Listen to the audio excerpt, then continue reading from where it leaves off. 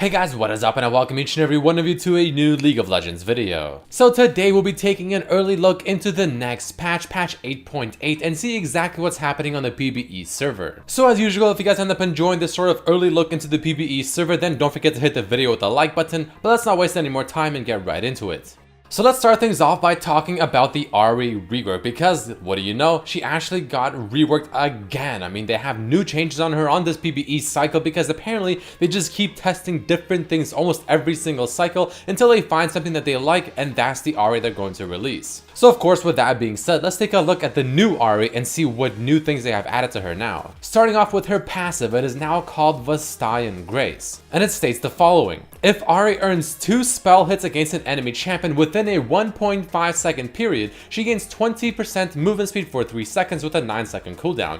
Now think of this as being something very similar to the old Thunderlords, or I guess the current Electrocutes, where if you hit 3 spells for Electrocute in a very small window, maybe like 1 second or 1.5 seconds, it procs Electrocute. Very similar concept, except it's only 2 spells and it procs for movement speed. So a simple way could be honestly just to land your charm followed by a Q or a W, or land your ultimate with a W that's 2 spells as well. Though again, I kind of liked it before when they just completely had no movement speed within her kit whatsoever, because I feel like she doesn't really need it since she has a very high mobility ultimate. Because as you see here, as we move on to her Q ability, no longer will this ability grant her movement speed. Now this is the same as before on the old PBE cycle about 2 weeks ago. And it's good they took it off of her Q, because the old AHRI, or I guess the 2 weeks ago AHRI in the old PBE cycle, their passive did not have anything to do with movement speed. Instead, it just gave her mana back. And I really like that a lot, so I'm a little bit disappointed that they decided to go back to this route and give her movement speed within the kit. Hopefully, fingers crossed, that they decide to go for a route that does not have this in her kit when you release her to the live servers. But moving along to the rest of her Q ability, it now has a new effect that states, if AHRI earns 9 spell hits, max 3 per cast, she gains Essence Theft, causing her next Q cast that lands to restore health on hit. Now don't forget that Essence Theft was actually the name of her old passive. Of course, the new one is called Vastayan Grace. So having sustained for her HP in the laning phase, I think is actually perfectly okay, and in fact I feel like it should definitely be within her kit still, so it's good and I'm happy about that. Again, the only thing I'm unhappy about is the passive. But let's move on to her W next. The cost has been simply lowered to 40 at all ranks rather than being 50 at all ranks. The initial delay for non-priority targeting increased from 0.25 to 0.4, so in other words, if it's a minion for instance, the W will take a bit longer to actually go off of AHRI after you cast it and actually hit the minion, while if it's on a champion or something like that, it'll be almost instant. But her W also has somewhat of a new effect, or I guess a new way that it kind of functions, and it states the following. Foxfire, being her W, has priority targeting for targets that meet at least one of the following sets of conditions. The first set of conditions is as follows. The target is a champion affected by Charm's damage amplification and is within 725 units of AHRI, which I'm assuming is the range of her W. Condition number 2 states, the target is the most recent target AHRI has launched a basic attack against within the past 3 seconds and also is within 725 units of AHRI. So this just gives her W a little bit more, I guess, proper use cases in the terms of hitting the target that you wanted to hit. So landing a Charm on a champion and going all in on them will pretty much guarantee that your W will all go on that champion and no one else, which is very, very important, because you don't want that to accidentally hit another champion or maybe a minion or something like that, because that would make things very awkward. Also what it means is that you can pre-cast W right before you actually ult, because it won't instantly go on the minions since there is a bit of delay. Moving on to her E ability Charm, the damage overall has actually been decreased, whether it's the base damage or the ratios. However, it does have the new effect, which is the same that we've talked about before, that just essentially increases the damage AHRI's abilities deal by 20% to targets that have been charmed for 5 seconds. And last but not least, the base damage on her ultimate has been decreased, however the AP ratio has been increased. All in all, some decent changes coming over to AHRI, though again, I just really hope that they change her passive to something else, because I just generally don't think she needs the movement speed as much. Moving along, let's talk very quickly about Caixa, because she is getting a nerf to where her Q ability's AD ratio has actually been lowered from 40% down to 35%. Now, I don't honestly think this is enough, because I think her Q ability, especially once it's evolved, is insanely busted, especially if you have Death's Dance. The damage that it deals for how much lifesteal you get back from Death's Dance is disgusting, and this should be nerfed even further. But moving along, let's quickly talk about the Leblanc rework because it's once again, like AHRI, back for the third time I believe now on the PBE server, and hopefully for the last time, and it'll be on the live servers next patch. So all in all, the Leblanc is actually the same as we've seen on the PBE server for the past couple of weeks now. It's the pre-rework Leblanc, or I guess the re-rework Leblanc, or whatever you want to call it. But the only thing that's different now is that some of the numbers have definitely changed. So starting off with their Q ability, for instance, the damage overall on this ability has actually been decreased. However, the mana cost, and especially as you level up the ability, has been increased by quite a bit to where by rank 5 it's going to be 30 extra mana, which is a lot. But luckily for us on this Leblanc, you actually max W first anyway, so by the time you max Q and you get that increase in mana cost, you know, it won't be as bad because I'm assuming you'll have some mana items by then. But speaking of her W, let's move on to that next. Now keep in mind the current numbers I'm talking about are compared to the current live Leblanc and also the PBE Leblanc. Because as you're going to see here, the damage on her W has been increased significantly. But don't forget that this is going to be the old Leblanc, not the one we have at the very moment on the live servers. And the reason the W damage is going up so much is obviously because, well, her passive no longer exists that the current one has that adds a whole bunch of extra damage to her kit. So to kind of make up for that missing damage, you have to add it somewhere else. But moving on to her E ability, apparently this one did receive some damage changes compared to the Leblanc we had on the PBE server 2 weeks ago,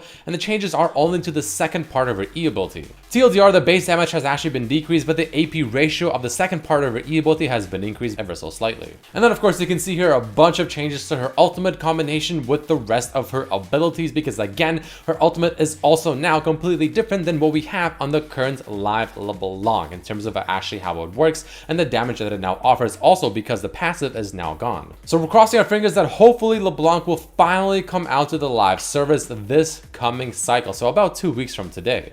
Moving along, let's talk about some changes coming over to Tahm Kench. First of which we have his W, Devour. No longer will Tahm Kench move more quickly towards enemy champions while he has eaten an ally. No longer is that a thing, which I guess is a good thing because it didn't really make a whole lot of sense. I guess maybe because he was excited, so he's running faster to the enemy champion with an ally in his mouth, or I'm not really sure what the reason behind that was, but I feel like removing it shouldn't affect too much, since again, Tahm Kench is there to protect the ADC and to protect him from, you know, any potential CC or incoming engage or whatever. But after this, we also have his E ability where the total health restored has actually been lowered by about 10% at every single rank. However, the damage converted into gray health has been increased to now starting at 80% rather than 70, but going up all the way to 100% rather than 90%. So as you max out your E ability to rank 5, 100% of the damage is converted, which is actually pretty insane. But this is also why the healing has actually been reduced. But if you're at full HP and you just take an insane amount of damage on Tahm Kench and you pretty much drop down to like 5% HP, let's say,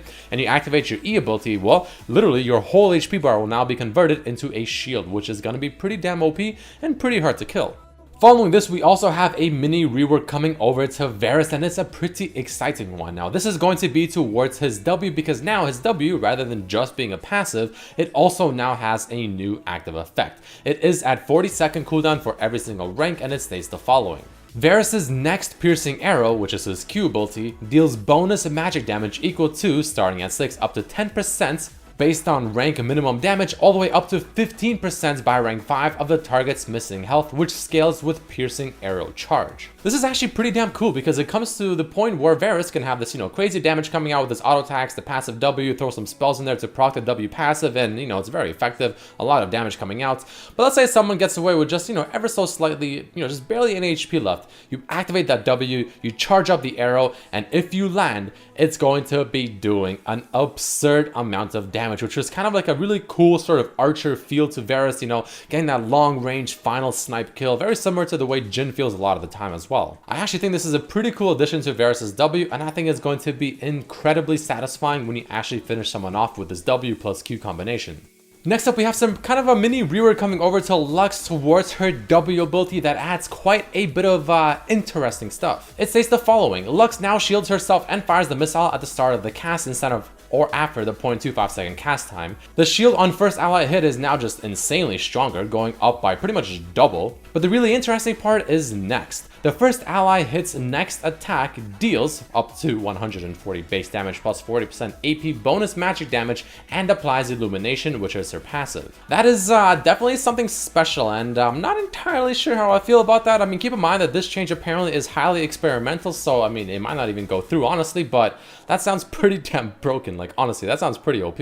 Following this, they also have some changes coming over to Vi to kind of buff up her early game because apparently this champion is just non-existent in League of Legends. And this is how they plan on doing that. The Vault Breaker, her Q ability, the cooldown has been lowered and the cost has been lowered at the earlier ranks, but evening out at the rank 5. So it'll be the same as it is currently on the live servers. Denting Blows, her attack speed has actually been changed to offer you a lot less at the earlier ranks, but 5% more by the time you get it to rank 5. And her E ability, Excessive Force, the recharge time on this has actually been lowered at rank 1, but it actually evens out the second you get it to rank 5, while having the mana cost lowered by 10 at every rank. Hopefully this helps Vi because again, this champion is pretty much non-existent at the very moment. And last but not least, we also have the Oracle Alteration now being able to be purchased regardless of your level. You no longer have to wait until level 9+, but Sweeping Lens, the one that you actually put on an area and it just kind of hovers that area to find any wards or whatever, is now essentially just removed from the game entirely, which makes a lot of sense, and I just don't know why they did not do this sooner. But either way, guys, that is going to be it for this video. There you have it, a bunch of changes coming over to the PBE server already. Let me know what you think about them down below. A bunch of new things. We've got the new Varus W, we have the new LUX W as well. We also have a bunch of changes coming over to AHRI. Hopefully the AHRI and Leblanc rework will come out on the live servers in 2 weeks and all that good stuff. So if you enjoyed this video, then let me know by hitting that like button. Let me know what you think about these changes and especially the AHRI rework or the new AHRI rework down below. But thank you all so much for watching, and I hope to see you for my next video. Peace.